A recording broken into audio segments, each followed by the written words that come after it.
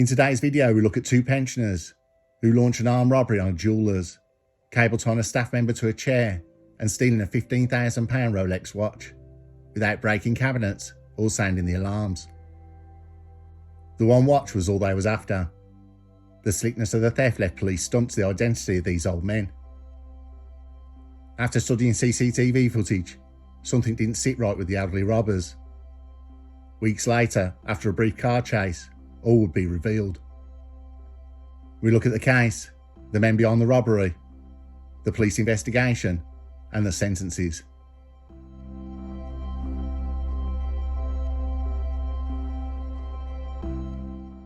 On Monday morning, September 2021, two elderly men entered a high-end jewellery shop in Epping High Street, Essex. These men, weeks later, would be identified as brothers George Murphy Bristow, 28 years old, and Benjamin Murphy, 37 years old, from Islington. The two brothers were disguised as elderly gentlemen. They wore full latex masks that gave them the appearance of much older men.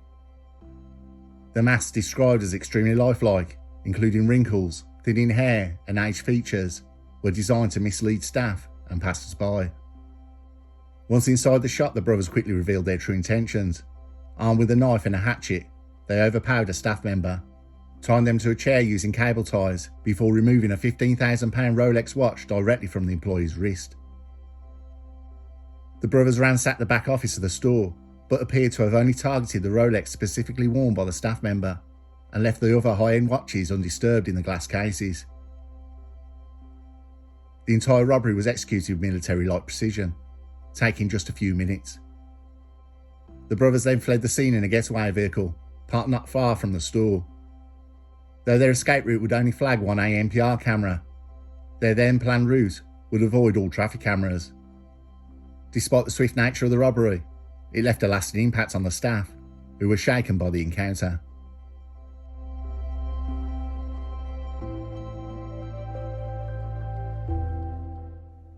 In the immediate aftermath of the robbery, police launched an investigation to identify the culprits.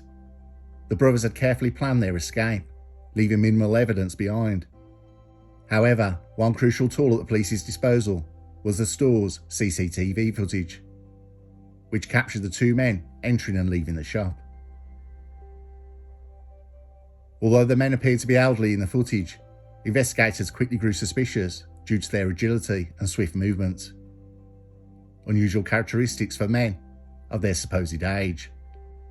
One thing that also stuck out was the old 2007 model Volkswagen Passat estate in silver they drove. It was on false plates, cloned off a car for sale on eBay. Police were expecting to find it dumped or burnt out, but it was never found. Several witnesses outside the store provided initial descriptions of the suspects as elderly men, further adding to the confusion in the early stages of the investigation. Police reviewed hours of CCTV footage, but the brothers' clever use of disguises had allowed them to evade immediate detection. Despite their early efforts, the investigators had limited leads to follow. The Rolex watch was never recovered, and the latex masks had not been discovered. Nevertheless, detectives were determined to track down the culprits.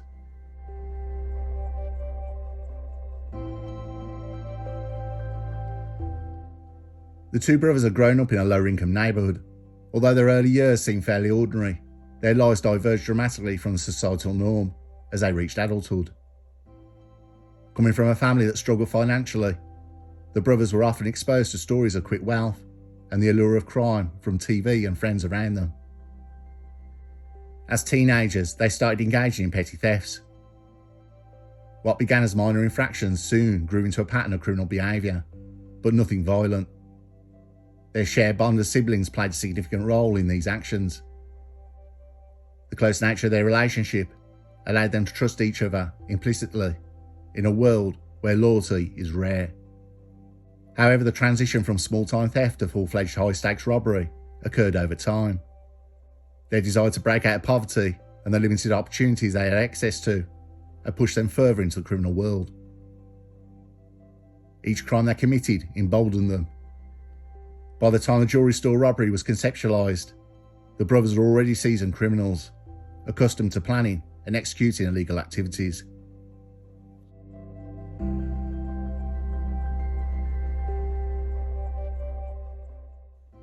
The brothers' motivation for targeting a high-end jewellery store was clear: fast money and high value. The watch, a Rolex Daytona, is a highly sought-after timepiece. To rob the staff member and not the shop gave them a slight edge. Not tripping those alarms gave them time to escape and left police clueless to who they were. The watch was presented as a more achievable target for the brothers. The planning phase of the jewellery store heist was intricate, as it was deliberate. The brothers spent months preparing for the crime, leaving no detail unexamined. This phase would serve as a bedrock for their entire operation, and it's here where they showed their true cunning and capacity for criminal innovation.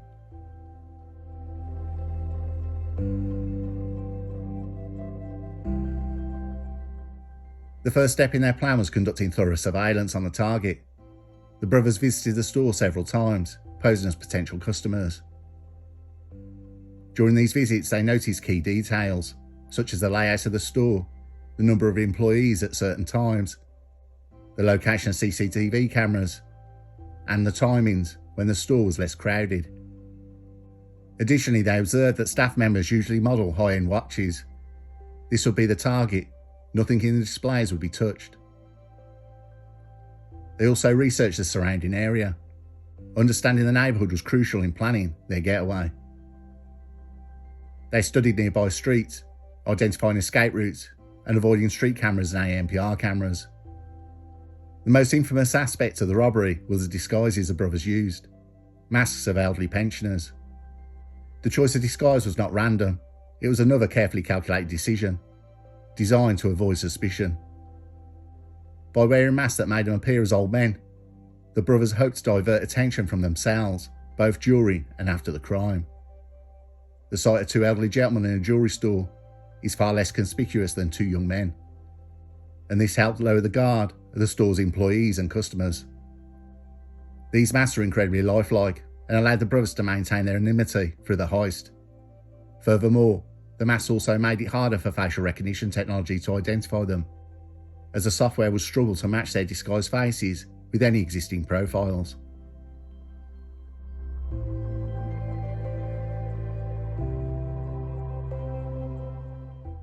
The investigation took a significant turn in June 2022, when George Murphy Bristow was stopped by police in Canvey Island during a routine patrol. Officers on the lookout for suspicious activity noticed a Volkswagen Passat estate. Now, police had put an alert on 2007 models of this car. There are very few 2007 Volkswagen Passats on the UK roads, only 46 being silver. That means you have more chance of seeing an Aston Martin DB5 on the road than this car. A vehicle that matched the description of the car used by the robbers was spotted. This car matched the same silver colour seen by witnesses and the ANPR camera, but a quick check showed the reg colour as blue. The Passat was displaying clone plates. After following the vehicle, the car started turning down different roads. Police put the lights on to pull the car over. Police expecting a pursuit were highly surprised that the car slowed down to a halt. Officers searched the car boot and found two full latex masks along with clothing that matched the description of what the suspects were wearing during the heist. Upon closer inspection, officers also discovered a black duffel bag containing a hatchet, knife and cable ties, the same items used during the robbery. The discovery of these items was pivotal. But the final piece of the puzzle came when forensic experts tested the latex masks. Saliva found inside the masks was analysed, and DNA results conclusively linked both George Murphy Bristow and his brother Benjamin Murphy to the robbery. With this forensic evidence in hand, police arrested the brothers at separate locations on June 21st, 2022. The arrest of George occurred during the stop and search operation, while Benjamin was apprehended later at his home address. During their police interviews, both brothers refused to answer any questions, but the DNA evidence left no room for doubt regarding their involvement in the crime.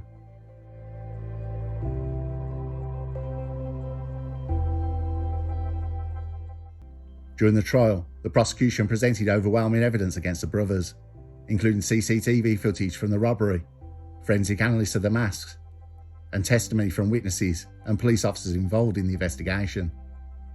The latex mask was shown in court, demonstrating the extreme lengths the brothers had gone to in order to avoid detection. The masks included intricate details designed to mimic the appearance of elderly individuals. Prosecutors argued that the brothers had specifically chosen to disguise themselves as pensioners, to take advantage of society's perceptions of older people as non-threatening. Despite their denials of involvement, the jury took just over an hour to reach a unanimous guilty verdict. George Murphy Bristow was convicted of robbery, possession of a bladed article, and going to quit for theft. He received a sentence of 13 years in prison. Benjamin Murphy, who was believed to be the mastermind behind the operation, was sentenced to 18 years for robbery and possession of a bladed article. One of the most striking aspects of this case is the way in which the Murphy brothers manipulated public perception to their advantage. By disguising themselves as elderly men, they effectively disarmed any suspicion from both the store employees and the public. The decision to wear latex masks was not just a clever attempt to evade detection, but also a psychological ploy to exploit societal stereotypes.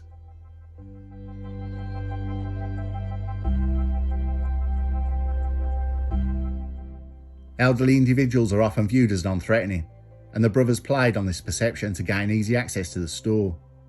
Even after the robbery, witnesses initially struggled to believe that two elderly men could have carried out such a violent and calculated crime. This tactic of manipulating public perception was not new in the world of criminal activities, but it's rarely executed with such attention to detail. This is what attracted me to the case. They knew what they were after. They stayed away from the cases and cabinets they knew would be alarmed. The planning that went into it was methodical. The crime itself was successful, but keeping the getaway car with the masks and the clone plates from the robbery was sloppy. But in many criminal cases you see this. The planning up to the heist is always well followed and plotted, and after success, they don't carry on the plan to stay clear. The shared bond as siblings plays a significant role in these actions. We've seen this in another case we covered on this channel, the formidable robbery duo, where two brothers launched a string of robberies and they were brought down by a tip-off to police. The close nature of the relationship allowed them to trust each other implicitly, in a world where loyalty is rare. The watch has never been recovered. How much they got for it, or if they ever sold it, is unknown. The sentences are all shot at, but you look at the judge's guidelines, they are low to middle for the crime of armed robbery. If this was to be the start of a crime spree, we'll never know. They kept the getaway vehicle and the masks. The brothers' downfall will be a Volkswagen Passat, a car, a Euro model so rare that you have more chance of seeing a Ferrari Testarossa or an Aston Martin DB5 than this beat-up estate car. The car led to the masks led to the DNA led to the convictions that will give both brothers time to think for a moment that it was a clever plan and they were so close to getting away with it, but then realise how pointless it all was.